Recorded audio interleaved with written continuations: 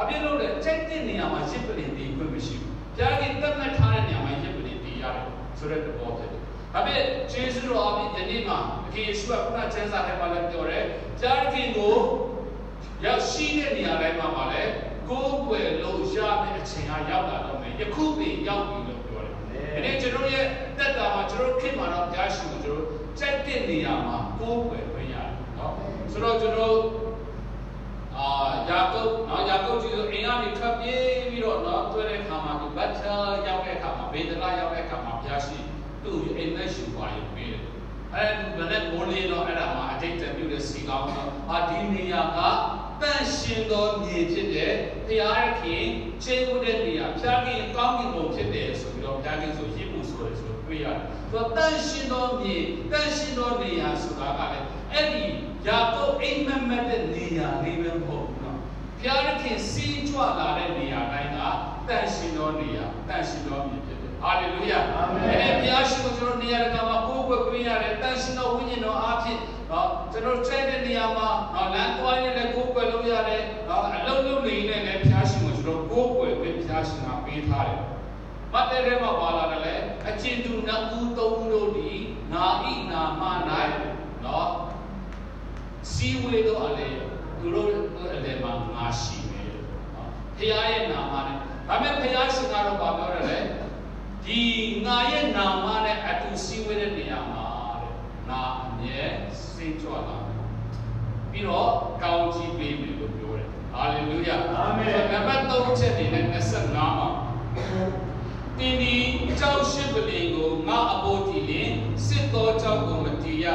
တန်တစားပါပဲကတီတော်ရှိပလင်ဒီညစ်ညူးခြင်းရှိ၏နော်ဆိုတော့ကြောက်ရှိပလင်ကြောက်တော့တဘာဝကြောက်တော့ပဲကျွန်တော်တို့ ਨੇ ဖျောက်ရှိပလင်ဒီအဲ့ကြောက်ကိုကထွင်းပြီးတော့နော်ဖြတ်ပြီးတော့ပုံစံမျိုးမျိုးလုပ်ပြီးတော့ငါ့ကိုမတီးမကိုးကွယ်ရဘူးတဘာဝအတိုင်းတဘာဝကြောက်ဖြစ်တဲ့အတိုင်းနဲ့ကွယ်ရမယ်တန်ဒီဘာတွေနဲ့လည်းကိုးကွယ်လို့မရဘူးလေဒါကပါလဲဆိုရင်ဟန်ဆောင်ပြီးတော့မကိုးကွယ်ရဘူးဟာလေလုယာဟန်မဆောင်နဲ့အရှိကိုအရှိတဲ့ကိုးကွယ်ပါကိုယ်ကမရှိတဲ့ဟန်ဆောင်တနည်းအားဖြင့်အတုလည်းမခိုးနဲ့ဒါရှိကိုးကွယ်တဲ့အခါမှာဟာသူတစ်ပါးဒီလိုနော်လုပ်တယ်ငါလည်းဒီလိုလုပ်မယ်ဟာသူတစ်ပါးတင်းတော့ဒီလိုလုပ်လို့အောင်မြင်တယ်ငါတို့လည်းသူတို့တင်းတော့လုပ်မယ်အတုခိုးတာမျိုးဟန်ဆောင်တာမျိုးဘုရားရှိခိုးရမ်းမုန်းတယ်နော်ဘုရားရှိခိုးသူ့ကိုးကွယ်ပါလို့ပါလဲအရှိကိုအရှိတိုင်းကိုးကွယ်ပါဟန်ဆောင်မှုလုံးဝပြရဟာလေလုယာကိုယ်ကဘုရားခင်ပေးထားတဲ့စုကျေးဇူးနဲ့ပါလို့မလဲကိုးကွယ်ပါဥပမာပြကျွန်တော်တမန်တော်ခန်းကြီးမှာအာနနိနဲ့ရှာပြည့်ရရှိတယ်။ဒီများနှစ်ယောက်သူတို့ကဟန်ဆောင်ပြီးတော့ဘုရားရှင်ကိုကိုးကွယ်လို့ဘုရားကြီးကတက်စတော်ဝင်ကသူတို့ကအဖြစ်ပေးတာဆို။ဘာဟန်ဆောင်တယ်လဲသူတို့ကိုသူတော်ကောင်းဆောင်ဆောင်တယ်။အော်သူများတွေကလည်းသူတို့ရောက်တဲ့ငွေတွေကိုတမန်တော်တွေကိုပေးတယ်။ငါတို့လည်းအဲ့လိုမပေးဘူးဆိုရင်တော့သူများပြောเสียဖြစ်နေတယ်။ဟောအထင်ကြီးအောင်လုပ်တယ်။ဒါပေမဲ့သူတို့မှာစိတ်စေတနာလုံးဝမပေါ့။တော့ဘက်ကိုဘာလို့လဲသူတို့ကထားတယ်။တော့ဘက်ကိုပေးတယ်။ဆိုဘုရားကြီးကလည်းတော့ဘက်ပဲပေးရမယ်အပြည့်ပေးရမယ်ဆိုတော့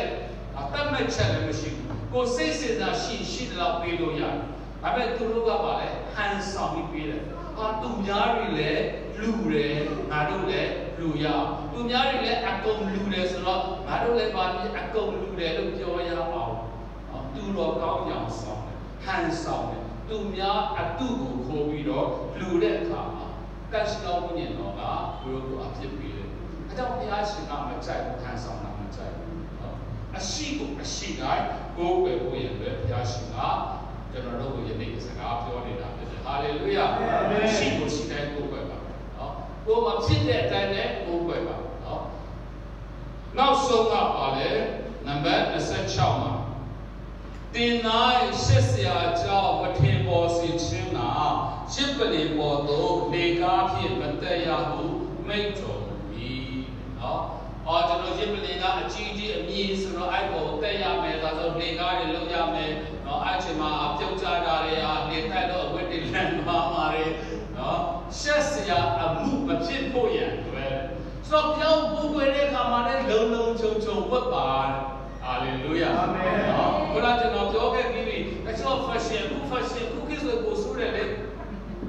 ရှာလာပြီးတော့ဆိုရင်တော့ဆိုလေကောင်းပြီးချက်ချက်လေးတွေတူလေးကျွန်တော်ဒီကတော့ပြင်းနေပြောတယ်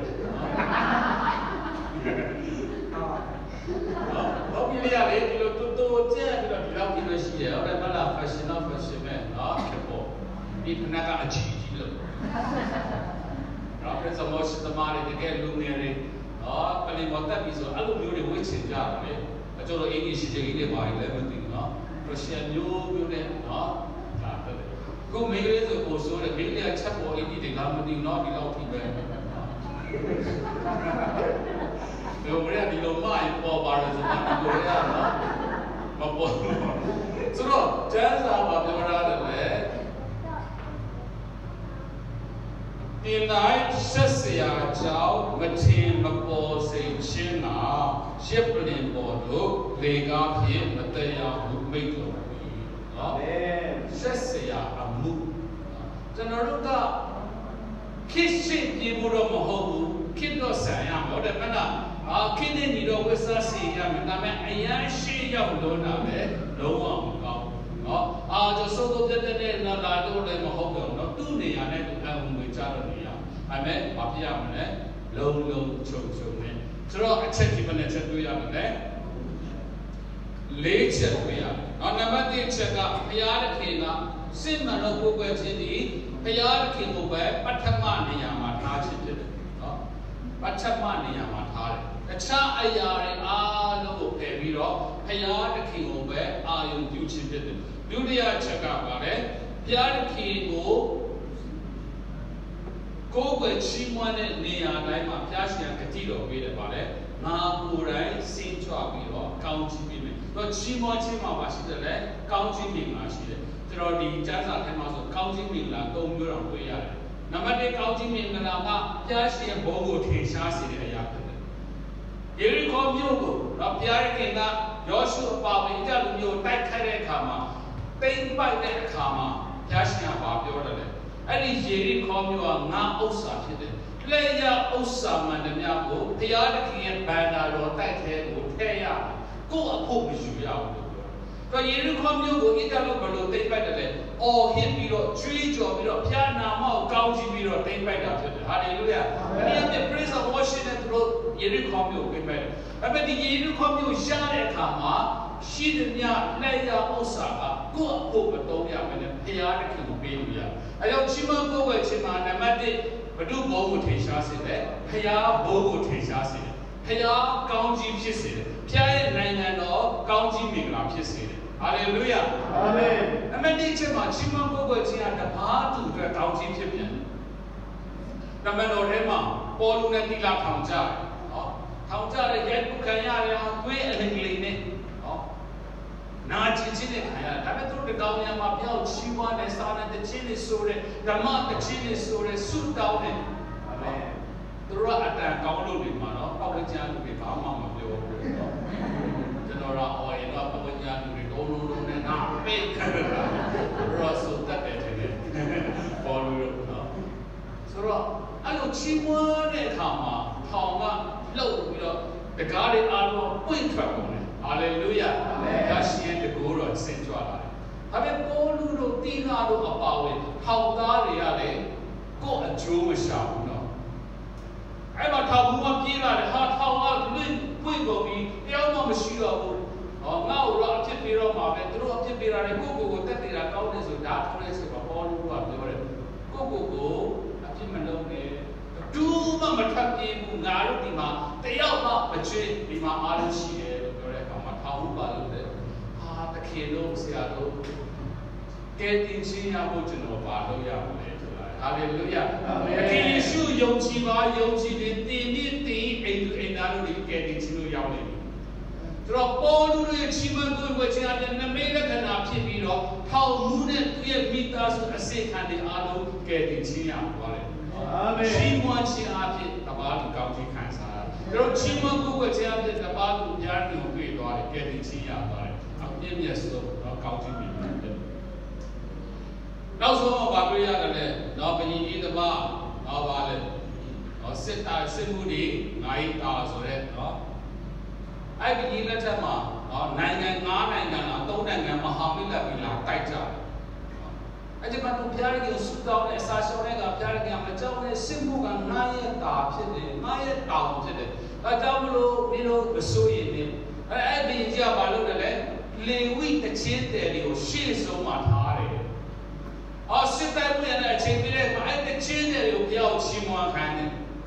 ဆိုတော့အောက်မှာရှိကြတဲ့မဟာမိတ်နော်၃နိုင်ငံ၅နိုင်ငံမဟာမိတ်တွေအချင်းချင်းတိုက်ကြတယ်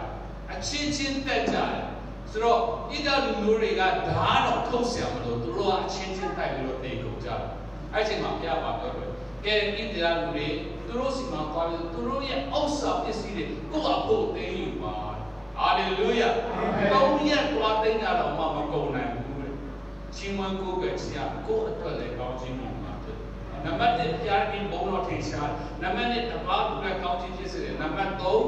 ကိုယ့်အတွက်လည်းကောင်းခြင်းမင်္ဂလာဖြစ်စေတယ်ဒါကြောင့်ချင်းမကိုယ်ကိုယ်ချင်းဘုရားနဲ့မွေးလျော်ခြင်းဒီအရန်အရေးကြီးတဲ့အရာဖြစ်တယ်။နောက်မှနံပါတ်3ချက်ကချင်းမကိုယ်ကိုယ်ချင်းကရှိတဲ့အတိုင်းပဲဒါခင်ကိုချင်းမမှာဟန်ဆောင်တာမလို့ဘူးအတုကိုးစရာမလို့ဘူး။နော်ဘုရားနဲ့ပတ်သက်လာရင်လေအတုမခိုးရဘူး။သူတစ်ပါးအတင်းတော့သူတစ်ပါးဒီလိုလုပ်တယ်သူတစ်ပါးဒီလိုဆုတောင်းတယ်သူတစ်ပါးဒီလိုလုပ်လို့အဲ့လိုကော်ပီခူးချတော့ဘုရားကလုံးဝမကြိုက်ကိုယ့်အတွက်ဘုရားကအစီအစဉ်တစ်ခုရှိတယ်ကိုယ့်အတွက်ဘုရားကနော်တစ်မျိုးလုပ်ပေးထားတယ်နော်အဲကြောင့်လူနဲ့တယောက်နဲ့တယောက်နဲ့တော့မတူဘူးလေနော်မတူရချင်းကြောင့်လားကျွန်တော်ဒီမှာတယောက်စီမှာကွဲပြားချက်လေးတွေရှိတယ်ဒါကကိုယ်စီပေးထားတယ်ဟာလေလုယာအာမင်နော်အရှိကိုရှိတိုင်းပဲကိုယ်ကိုရနောက်ဆုံးတစ်ချက်ကယာယီကိုယ်ကိုတဲ့အခါမှာရှက်စရာအမှုတွေမဖြစ်စေဘူးရှက်စရာလူကအဖြစ်တင်စရာလူတစ်ပါးကမကောင်းပြောစရာရှက်ရွံ့စရာနော်ဒီအမှုမျိုးတွေမကြုံဖို့ရန်အတွက်ကိုယ့်ကိုယ်တတိထားပြီးတော့ကိုယ်ကိုယ်ကိုဖြစ်တယ်။ဒါတော့ဘုရားရှင်ကကျွန်တော်စိတ်မှာပြောပြီးသားနော်ကိုယ်ကိုယ်ဘုရားတရားတို့ဒီဘုရားသခင်ကိုနာဝိညာဉ်နဲ့၎င်းသစ္စာနဲ့၎င်းကိုယ်ကိုယ်ရပြီ။နော်နာဝိညာဉ်နဲ့တစ်ခုတည်းနဲ့ကိုယ်ကိုယ်လို့မရဘူး။ဘာနဲ့လဲပါနေတယ်လဲသစ္စာတရားနဲ့လည်းပါနေတယ်။ဆိုတော့နာဝိညာဉ်ဆိုတာပါလေတချို့ကပြောတယ်ဟာနာဝိညာဉ်ဆိုငါတို့ရဲ့အသွေးဝိညာဉ်နဲ့ဘုရားကိုကိုးကွယ်တာအဲကြောင့်ဝိညာဉ်နဲ့ဘုရားကိုကိုးကွယ်လိုက်တဲ့အခါမှာဘာမှမပြီးတော့ဘူးဘာမှမမှတ်ပြီးတော့ဘူးဘာတွေဖြစ်လဲဆိုတာလည်းမသိတော့ဘူးဆိုတချို့ကဒါကအရှမ်းမာတယ်နော်ဒီပေါ်ခါကြီးဆက်လေးအနေဆက်နာမပြောပြမိပြီပေါ်လူကပြောလဲစူတောင်းတဲ့ခါမှာ၎င်းရှင်းမတဲ့ခါမှာ၎င်းစိတ်နှလုံးနဲ့၎င်းဉာဏ်နဲ့၎င်းစူတောင်းရမယ်စိတ်နှလုံးတစ်ခုတည်းနဲ့စုမတောင်းနဲ့နော်ဉာဏ်အုံနောက်လည်းပါရမယ်အတိလည်းပါရမယ်နော်ဆိုတော့ကျွန်တော်တို့ကဝိညာဉ်နဲ့ပဲကိုးကွယ်လို့မရဘူးဝိညာဉ် plus အပေါင်းမှာလည်းသစ္စာတရားဆိုတာရှိတယ်အာမင်ဆိုတော့ဝိညာဉ်ဆိုတာဘာတဘောလဲကျွန်တော်တဲတော်ပြန်သွားတဲ့အခါမှာတဲတော်မှာရှစ်ပလင်နှမျိုးရှိတယ်နော်အဝေဝမှာဘာရစ်ပလင်တွေ့လာလို့ဆိုရင်ခြေဝါရှစ်ပလင်ခြေဝါရှစ်ပလင်ကဘာပူဇော်လဲဆိုရင်သရိษံတွေကိုပူဇော်တယ်အတွေးသွင်းတဲ့တရားတွေကိုမွေးချမ်းရာရှိတဲ့ပူဇော်တယ်နော်ဒါကဘာကိုရှင်ညွှန်းတယ်လဲလောကထဲမှာယေရှုခရစ်တော်ကျွန်တော်တို့ကိုစားအသေးခံတယ်အသွေးသွင်းခဲ့တယ်အသက်ပေးခဲ့တဲ့အရာကိုစားပြုတာဖြစ်တယ်ဒီခြေဝါရှစ်ပလင်လည်းဒီယေရှုခရစ်တော်ရဲ့လှုပ်ဆောင်ပေးခြင်းအပြင်ကျွန်တော်တို့ဒီရွေးနှုတ်ခြင်းကယ်တင်ခြင်းနော်ဖခင်ရဲ့တာသမီအဖြစ်မှန်ကိုရရှိခဲ့တာဖြစ်တယ်။ဟာလေလုယာ။အာမင်။ဒါကြောင့်မို့နာဝိညာဉ်နဲ့ကိုးကွယ်ခြင်းဆိုတာရှင်းရှင်းလေးပဲကယ်တင်ခြင်းရပြီးသူရဲ့ကိုးကွယ်ခြင်းပဲ။ဟာလေလုယာ။အာမင်။ဒါတော့ဖခင်ရဲ့ကယ်တင်ခြင်းအမှုကိုမခံစားရသေးဘဲနဲ့ကိုးကွယ်တယ်ဆိုရင်တော့ဒါကစစ်မှန်သောကိုးကွယ်မှုမဟုတ်ဘူး။ဖခင်အလိုရှိတဲ့ကိုးကွယ်မှုမဟုတ်ဘူး။အဲ့မဲ့ဘုရားသခင်ကတော့ငါရဲ့ကောင်းမြတ်ခြင်းကိုမြည်ဆန်းပါဆိုမြည်ဆန်းခွင့်တော်ပေးထားတယ်။အဲ့မြည်ဆန်းပြီးတဲ့နောက်ပိုင်းမှာတော့ဘာလို့ရောက်လဲ။ဘုရားသခင်ကိုယုံကြည်လက်ခံရမယ်။အဲ့ဒါမှဘုရားသခင်ကိုစစ်မှန်စွာကိုးကွယ်နိုင်မှာဖြစ်တယ်။နော်။ကယ်တင်ခြင်းမရသေးဘဲနဲ့နော်ခုံနဲ့ကတယ်ဘလောက်ပဲလုပ်လို့ဒါဘုရားသခင်ရှေ့မှာအလကားပဲ။နော်။အဲ့မဲ့ဝိညာဉ်နဲ့ကိုးကွယ်ပါဆိုတော့ဘာလဲ။ယေရှုခရစ်တော်ရဲ့အသွေးတော်အပြင်ရွေးနှုတ်ခြင်းကဲ့တင်ခြင်းကိုခံစားပြီးတော့အသက်တာနဲ့ဘုရားရှင်ကိုးကွယ်ဖို့ဖြစ်တယ်။ဟာလေလုယာ။ဟာလေလုယာ။နောက်ဒုတိယကပါလဲသစ္စာတရားနဲ့၎င်းနော်။ဒီ ဒီရတစ်ခုနဲ့ကဲဒီချင်းရပြီငါချက်တယ်လို့ကိုးကွယ်မယ်ကိုးကွယ်လို့မရသေးပြန်ဘူးတော့သစ္စာတရားလည်းလာသေးတယ်အဲဒါလို့ခြေပေါ်ရစ်ပလင်ကိုကြော်သွားတဲ့အခါမှာတန့်ရှင်းအခန်းမှာတွေ့ရတယ်လဲဆိုရင်ရွှေရစ်ပလင်ဆိုတာတွေ့ရတယ်အဲ့ဒီရွှေရစ်ပလင်မှာတော့အကောင်တွေကိုတက်ပြီးတော့ပူဇော်တာမဟုတ်ဘဲနဲ့အမွေးနဲ့တာတွေကိုပေါင်မုတ်တွေဆိုရပေါင်ဟိုစားတဲ့ပေါင်မုတ်ပေါ့ဘူးနော်လိမ့်တဲ့ပေါင်မုတ်ဟုတ်တယ်မလားအမုတ်အမွေးနဲ့တာအမုတ်ပါဖျူးတွေကိုအဲ့မှာပူဇော်တာဖြစ်တယ်နော်အကောင်ပူဇော်တာမဟုတ်ဆိုအမွေးနဲ့တာတွေအဲ့ဒီပူဇော်တဲ့အခါမှာတော့ဘုရားသခင်ကလေမင်းတို့ချက်တယ်လို့အမွေးနဲ့တာတွေလုပ်ပြီးတော့ပူဇော်ဆိုပြီးတော့ဘုရားရှင်ကမတတ်မှတ်ဘူးဖျောက်ပြန်ခိုင်း30မှာအဲ့ဒီပေါင်အမွေးနဲ့တာလုပ်ဖို့ရန်အတွက်နော်ဟိုအပြင်ကျွန်တော်ဗမာတွေတခြားဘာသာတွေဆိုတော့အမွေးကင်တွေထွန်းတယ်ဟုတ်တယ်မလားသူတို့ဘုရားတွေကိုအမွေးတိုင်ပူဇော်တယ်ဒီခရိယန်ဒီကျွန်တော်ဓမ္မဟောင်းမှာလည်းဘုရားကိုအမွေးတိုင်နဲ့ထွန်းပြီးတော့ပူဇော်ရတယ်နော်အချိန်ရှိဆိုတော့အဲ့လိုအမွေးတိုင်တွေအမွေးနဲ့နေတဲ့နော်ဘုရားရှင်ပူဇော်တဲ့အခါမှာတဲ့ဘုရားခင်တတ်မှတ်ထားတဲ့ပေါ်မြူလာရှိတယ်ခန်းကြီး30မှာရှိတဲ့ခမ်းမြတ်ရာချက်နော်နာချင်းကိုနာဘာလန်စေဘာစေညာစေအဲ့ဒီအရာလေးအားလို့ဘုရားခင်ကအချက်လိုက်လုပ်ပြီးတော့အဲ့ဒါကိုထောင်းကျင်ရအောင်ထောင်းအမုတ်လို့ပြီးတဲ့အခါမှာငါနဲ့မင်းတို့တွေ့တဲ့နော်ဒီဗရိညတိကရဲ့အရှိမရှိတဲ့ရွှေရစ်ပလင်မှာပူဇော်ပါဆိုပြောတာကိုယ်တဘောနဲ့ကိုချက်တယ်လို့လုပ်ပြီးပူဇော်ရင်တော့ဘုရားခင်ကအမျက်ထွက်ဆိုတော့ပြောချင်တာဒါကသစ္စာတရားဖြစ်တယ်တနည်းအားဖြင့်ပမာတရားဖြစ်တယ်ဟာဘုရားရှင်ကိုကျွန်တော်လွတ်နဲ့ငါချက်တယ်လို့ကိုးကွယ်မယ်ဆိုတော့ကိုးကွယ်တိုင်းဘုရားခင်ကလက်ခံတာမဟုတ်သူမိတ်ဆိုထားတဲ့အတိုင်းသူပြောထားတဲ့အတိုင်းကိုးကွယ်နီးမှန်နဲ့မှကိုးကွယ်မှတာဘုရားခင်လိုတော့ရှိတာဖြစ်တယ်။ Facebook မှာတော့ကျွန်တော်ကြောင်းသားဟောမယ်ကျွန်တော်တို့ဒေါတာတွေထွက်လို့မနေတော့ဆရာတွေပြည့်ပိုင်ပြီးမှတင်ထားတယ်။ကျမ်းစာကြောင်းကလူတွေကတဲ့ဖျားတဲ့ခင်ကိုကျမ်းစာထဲမှာပဲပိတ်ထားတယ်ဆိုတော့ဘာလဲမသိနော်ကျမ်းစာကြောင်းတက်တဲ့လူတွေကဖျားတဲ့ခင်ကိုကျမ်းစာထဲမှာပိတ်ထားတယ်ကျမ်းစာကြောင်းမတက်တဲ့လူတွေကဖျားတဲ့ခင်ကျမ်းစာရဲ့အပြင်ကနေပြီးတော့ပြောတယ်ဆိုလားမသိဆိုတော့အဲ့လိုပြောတယ်နော်ဆိုတော့ကျွန်တော်တို့ကနော်ဘာပဲလုံးလို့ခရိယန်ယုံကြည်တယောက်ကဘာပဲလုံးလို့စမ်းစာထဲကနေပဲနော်လုံးရတယ်။ဘာဖြစ်လို့လဲဘုရားသခင်ကဘလို့လုံးမဘလို့နေမဘလို့ထိုင်မှာဆိုတော့စမ်းစာထဲမှာပဲပေါ်ပြထားတာဖြစ်တယ်။စမ်းစာရဲ့ဘောင်နဲ့ဝေးသွားတယ်။စမ်းစာရဲ့ဘောင်နဲ့ထွက်သွားတယ်ဆိုတော့ကျွန်တော်ကိုယ်ပဲမှုကလုံးဝမမှန်တော့ဘူးနော်။ဆုတောင်းခြင်းတော့စမ်းစာကိုအခြေခံတော့ဆုတောင်းရတယ်။ပေးလူချင်းကလည်းကျမ်းစာပြောတဲ့အတိုင်းပေးလူရတယ်ကိုချက်တယ်လို့ပေးလို့မရဘူးဥမာအပြင်ကျွန်တော်တို့ဘာလို့ရလဲဆိုရင်ပရမလူသားဖြစ်တဲ့အာဒံအေဝါရဲ့တာမယောက်ကာဣနာနဲ့အာဘေလတနည်းတစ်ခါဘုရားကိုကိုးကွယ်တယ်ကာဣနာကတနည်းတစ်ခါဘုရားကိုကိုးကွယ်တယ်လူချက်တယ်လို့ကိုးကွယ်တယ်ဟာငါမှတော့နော်ကောက်ပဲဒီနံနေပဲရှိတယ်နော်ဒီကောက်ပဲဒီနံနေပဲငါကိုးကွယ်လိုက်တယ်လို့ဘုရားကိုးကွယ်တယ်ဘုရားနော်လုံးဝလက်မခံအဲ့ဒါအာပြေလာကြတော့ဒီကိုးကွယ်ခြင်းကတနည်းတစ်ခါကိုးကွယ်တယ်ဘုရားဒီကိုယ်တော်ကလည်းအာရနုအေဝါတို့ကအမိတ်ပေးထားတယ်ပြညတ်ပေးထားရအပြစ်ဖြေရရှင်းဖြေရအဲ့ဒီကိုးကွယ်အဲ့တော့အပြစ်ဖြေရရှင်းအတွက်ဘုရားရှင်မှာတောင်းဆိုတယ်လေအပြစ်နဲ့ကင်းသောတရိစ္ဆာန်ရဲ့အသွေးကိုတောင်းဆိုတယ်အဲ့တော့အာပြေလာကအပြစ်ဖြေရရှင်းတဲ့တရိစ္ဆာန်ကိုတက်အသွေးတို့ကိုးကွယ်တဲ့အခါမှာဘုရားရှင်ကလက်ခံတာပဲအမေကာဣနာတော့တိကြီးနဲ့ဟာငါမှာတော့တောက်ပေးပြီးနိုင်ပဲရှိတယ်ငါရှိတဲ့ရလည်းပဲပြောက်ကိုးကွယ်မယ်လုပ်တဲ့အခါမှာဘုရားခင်ရဲ့ပြည့်ညက်ချက်နဲ့မကိုက်တဲ့ကြောင့်ဘုရားရှင်ကသူ့ရဲ့ကိုးကွယ်ခြင်းကိုလက်မခံပြောချင်တဲ့သဘောကလေကိုးကွယ်ခြင်းဆုတောင်းခြင်းပေးလူခြင်းခရိယန်တက်တာမှာဘာပဲလို့ကျမ်းစာရဲ့ဘောင်ထဲကနေပဲလုပ်လို့ရတယ်ကျမ်းစာရဲ့အပြင်ကနေပြီးတော့ကိုကြိုက်တယ်လို့ထွင်ပြီးတော့လုပ်တယ်ဆိုရင်ဒါကစစ်မှန်တဲ့ကိုးကွယ်ခြင်းမဖြစ်နိုင်ဘူးဒါကြောင့်နံပါတ်1ကဲတင်ချရမယ်နံပါတ်2ကျမ်းစာနဲ့အညီ